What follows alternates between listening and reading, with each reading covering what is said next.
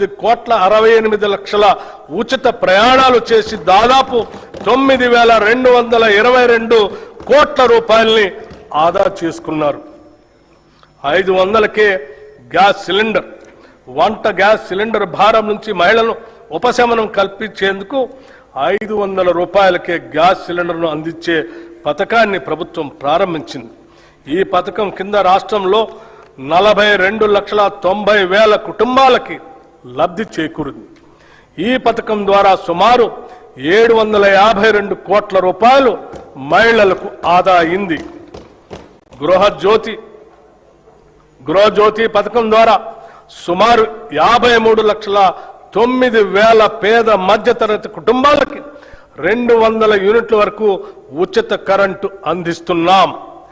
ఈ పథకం కింద ఇప్పటి వరకు 10,97,00,000 సున్నా బిల్లులు జారీ చేయబడ్డాయి.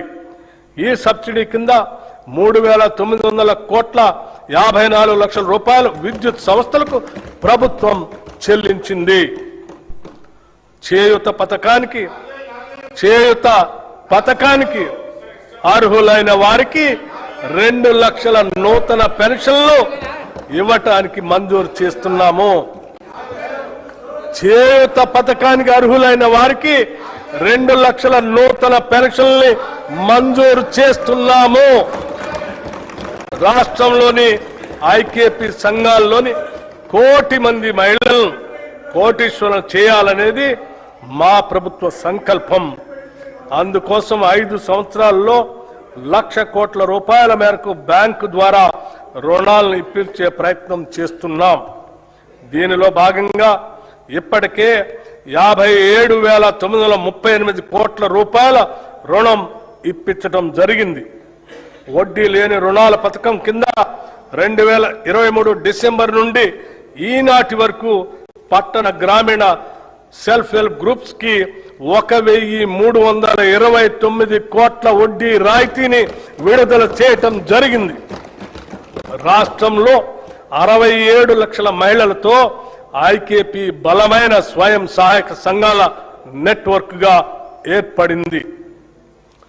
మహిళా సంఘాలతో శిల్పారామంలో 106 స్టాళ్లతో ఇందిరా మహిళా శక్తి బజార్ ఏర్పాటు చేశాం. ఈ సముదాయం యొక్క ఉత్పత్తులు 7,68,00,000కి చేరాయి.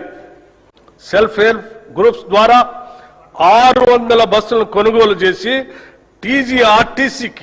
టీజీఎస్ఆర్టీసీకి అద్దెకి ఇవ్వటానికి ప్రభుత్వం నిర్ణయించి మొదటి దశలో 177,84,00,000 రూపాయలతో 494 బస్సుల్ని కొనుగోలు చేసింది.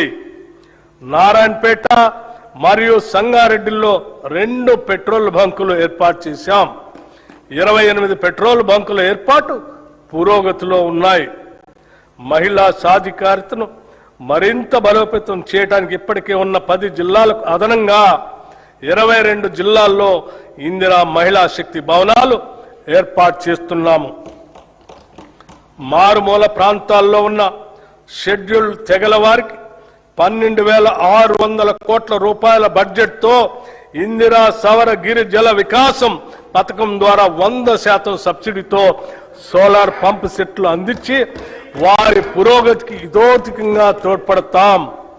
6 లక్షల ఎకరాల పోడు భూముల్లో అటవీ ఉత్పత్తులకు సంబంధించిన తోటల పెంపకాన్ని ప్రోత్సహించి 2,10,000 గిరిజన రైతులకు ఈ సౌకర్యం అందిస్తాము.